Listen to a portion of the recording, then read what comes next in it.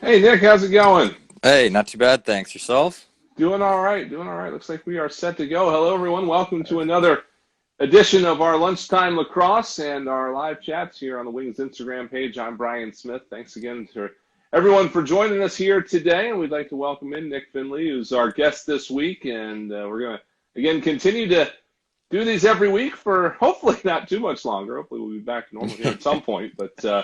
until that time, we'll take these chances to check in every now and then. Nick, how's it going? How have you been doing? How's things been going with this overall situation? Oh, I think same as anyone else. I'm trying to hang in there. I'm lucky enough to have some home workout equipment and lots of space around the house and stuff that I can sort of get outside and stay active and stay in shape while not going too crazy inside. So, you know, Hmm. hanging in there. So where are you based? You're just outside of Ottawa, I understand? Yep. So, little town called Carleton Place right now, actually. I grew up in Okay. Ottawa, but then a couple years ago, my parents moved outside the city, so been staying with them for quarantine purposes. Okay. So tell us a little bit about your origins in the sport, just to get started. How old were you when you started, and what was kind of your path from when you started to where you are now? Um, Geez, what age? I think I was 6 or 7 when I started playing. Um, Again, up in Canada, mostly box. So I played indoor, played box for whew, 12 years, I want to say, before I maybe not quite that long, a few years before I started playing field. I didn't start playing field until I was in, I want to say, 10th grade in high school, sophomore in high school. Um, and then played some junior lacrosse, box again in Ottawa. And then from there, went to Peterborough, where I went to Trent University. Played field lacrosse there for 5 seasons, and from there, tried out for the Peterborough Junior A team. Made it there, so played a couple years of Junior A there in the summer while playing field at school in the fall, and then got drafted out of Junior A from there to Saskatchewan, and then from Saskatchewan to Philly this year. So I'm sure you're well aware on the American side of things. A lot of guys start out playing field and then go Mm. indoors, and obviously it was the opposite for you. What was your transition like going from the box game to the outdoor game? It's a little bit different. I had a tough time figuring out the whole long stick thing for a while. Getting checked before I was anywhere near guys was a big learning curve for me, I think. But beyond that, it was more space, and which I'm happy with. I like to run with the ball and stay away from guys trying to hit me. That's why I play defense and box. So Mhm. it was a good transition that way. But I think a lot of the skills are transferable, and which is why a lot of guys, from both sides of the border, Canadians trying to get into field and Americans trying to get into box at an earlier age. The skills are transferable between the two sports, and I think it's important for people to try and play both to maximize their opportunities in both sports, I guess. Now, you mentioned being drafted by Saskatchewan, and I know that first year, I think you might have split it maybe between college and pro, but Yep. they won a championship there. What was that experience like being a part of that championship team? I mean, it's anytime you win a championship. I obviously wasn't. I was on their practice roster, so I wasn't playing much. I only played a few games that season. So, but anytime you're on a team that wins a championship, and especially a team like that had a pretty dominant season, it was a really cool experience. And I have the ring and stuff to show for it. But more than anything, I think it was a big learning curve for me. It was a cool way to get introduced to the NLL and to the next level and learn from a lot of guys who had a lot of years of experience. And I think it helps me now, and sort of taken a lot of those things forward and tried to bring what I've learned to my game and forward to new team here. And hopefully we can do the same a couple times here in Philly. So, what was your reaction to the off-season trade that brought you to Philadelphia? I'm assuming you knew Paul Day from your time in Mhm. Peterborough, and Yeah. obviously he kind of saw you as an opportunity to improve the defense, which is what was a big focus for the team in the off-season. Yeah, I mean, it wasn't exactly a surprise. With Philly being the expansion team the year before, they had a lot of want for guys at different positions, and um, Saskatchewan sort of being in the opposite boat with having lots of draft picks and having lots of depth, where it wasn't exactly a surprise per se that I ended up in Philly. But I was excited. I mean, it's a bigger opportunity for me to have a larger role in the team, and uh, you know, younger group of guys closer to my age. It's on the East Coast, closer to home. Um, so I mean, you can say positive and negatives about everything, but I was excited when it happened. I'm still excited. I love Philly so far, and I'm excited to keep it going. Did you know anybody else when you got here? Anybody else that you'd run across during your career at any point? Yeah, for sure. With Peterborough, there's the connection of I knew, Josh Courier and Eric Schul and Corey Vitarelli and like you said, Paul Day and excuse me. Then some guys like Steph Charbonneau and Liam Patton I played with in the summertime before too. So um, and then a handful of guys that I played against over the years. Like I played against Ryan Wagner and Alex Pace in college and stuff. So guys that I played against and guys that I played with over the years. So I had a good group of guys that I knew coming in, which again was a little bit easier, than the first year being drafted into a team that I didn't really know anyone on. A little easier knowing a handful of guys and knowing that I had a fun environment to come into, and I was excited about that too.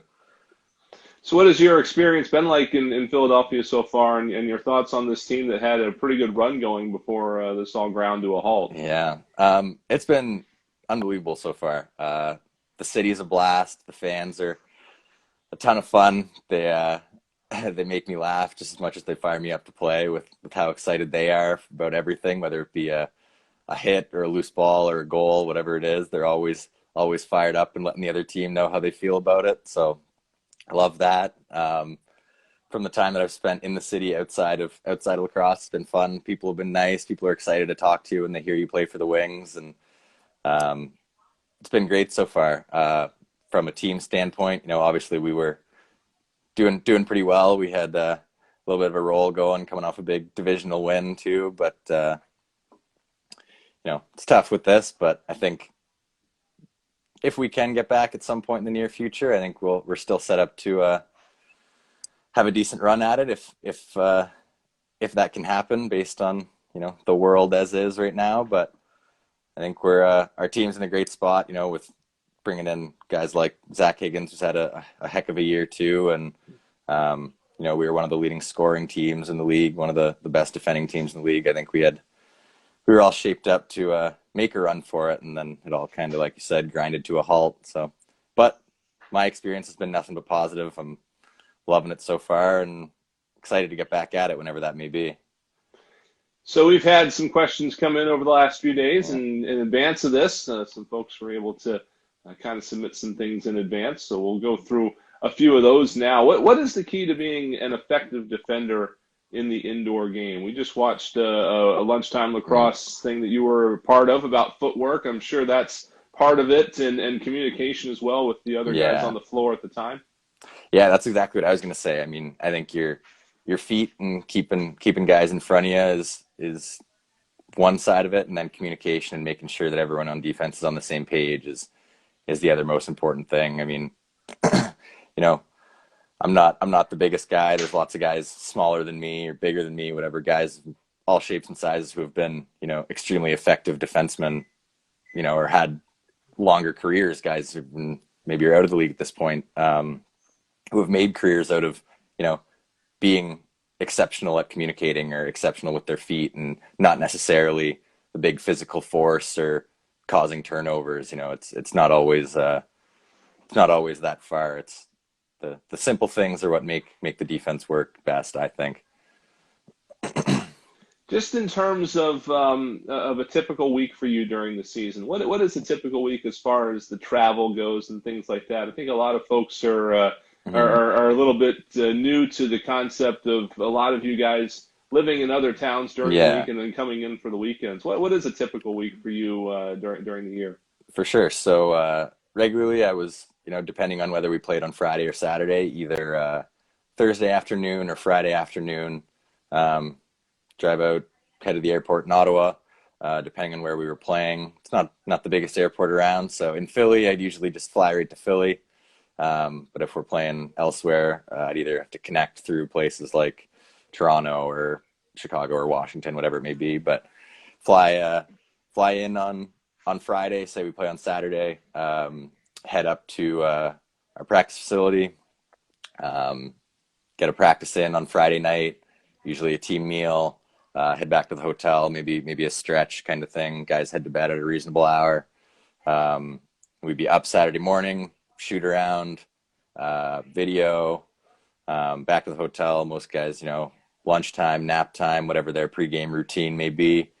Head to the rink, play Saturday night. If it's in Philly, we do game and then the little fan experience after at the bar upstairs, and that's always a blast. And then from there, uh, either head back to the hotel and get yourself ready and packed. Depending on some guys will have booked their flights out in the morning or booked them out later in the day, and uh, get up and head back to the airport Sunday at some point, depending on when your flight may be, and head home. Get home usually Sunday afternoon, Sunday night, and sort of get yourself settled back on for the work week coming up, and back to work Monday morning. It's busy, but there's worse things. Hmm. So, one thing that with all this going on, a lot of folks have transitioned to work from home and video Yeah, conference. Some people haven't done it much before, but my understanding is for you guys, this is pretty much par for the course, just in terms of how you stay in touch with each other during the week and even do yeah, some pre-scouting and things like that leading up to games. yeah, for sure. So we always have from the regular season when it started. We always had our group chats going. We had a full team one, and then ones with divided into a defense and offense, and we'd have our scouting in there during the week. Depending on who we were playing and what our coaches were asking us to prepare for, and we'd get some homework done during the week on that game, or depending on the weekend, two games coming up that weekend if we had a back to back. And it's a little bit of a transition now with us not being able to see each other, but we've had basically since since the season sort of got put on pause. We've had basically weekly video calls with the majority of players on the team, and we've had a couple with coaches as well. So we're getting still in the swing of things to some extent. It's hard, but we're doing what we can to stay in touch and stay on top of things. So, a couple of things outside the game here next. Yeah. What are your some of your favorite hobbies outside of lacrosse? Things you like to do in the spare time? Maybe you've had a lot of spare time these last few weeks. Yeah, yeah, a lot of spare time these days, but I mean, sports are definitely more than anything else. I grew up playing, lacrosse, hockey, football, um, whatever else the case may be. So I've been doing lately a lot of, throwing the baseball around, throwing the football around.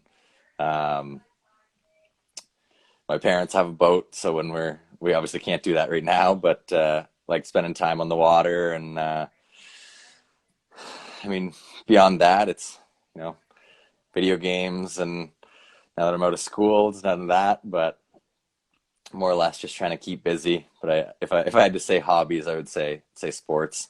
I'm just waiting to break the golf clubs out for the summer too, so Yeah. we'll see.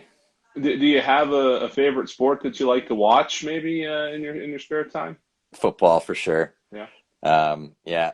Once I sort of got into the NFL as I got a little bit older, it's it's hard to miss. It's a great way to spend your Sunday when you're you know tired and get home from a long weekend with the team. It's nice to sit on the couch and watch football the rest of the day.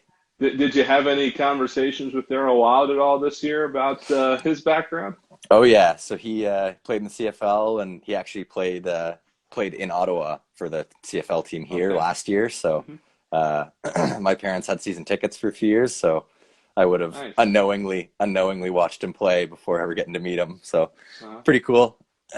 um, my brother actually played football too in the Canadian University Loop, so um, could have also had the chance to play against Daryl at some point there unknowingly too, which was kind of neat. mhm. What is the NLL offseason like for you? Are you playing somewhere else, or is it a rest period for you, or what do you do in the summers? Yep. So last summer, I actually went out to British Columbia on the west coast of Canada and played in their senior A league in the summer for the Nanaimo team. It's called the Timbermen out there. So it's on Victoria Island actually, Oh wow. um, which was a ton of fun. Tons of other guys from the NLL are in the same league. It's high caliber and it's fun, and I mean it's it's hard to complain about spending the summer on the sunny west coast. I'll tell you that. Well, that's pretty much the list of questions that we had. I guess just to close things out, any messages for the fans? Anything to pass along here as we kind of wait to see what's going to happen here with the rest of the year? Um, I mean, I think it's all to do with the state of the world right now. It's you know, stay home when you can, stay safe if you can't. Um, I think stick it out, and we'll be back to regular life sooner than we think. All right. Well, thanks very much for joining us here, Nick. We hope you continue to stay safe up there, and hopefully we'll have you back in here soon. Yeah, thanks so much for having me. All right, Wings fans, thanks again for Yeah. joining us here today on our lunchtime lacrosse and our chat with a variety of players that we've had here over the last few weeks or so. Nick Finlay joining us this week, and we'll have some more coming up for you next Tuesday. So stay with us here on all the Wings social channels, and we will continue to kind of take you through this trying time, and hopefully we'll be back on the field soon. For Nick, I'm Brian Smith. Have a great week, everybody.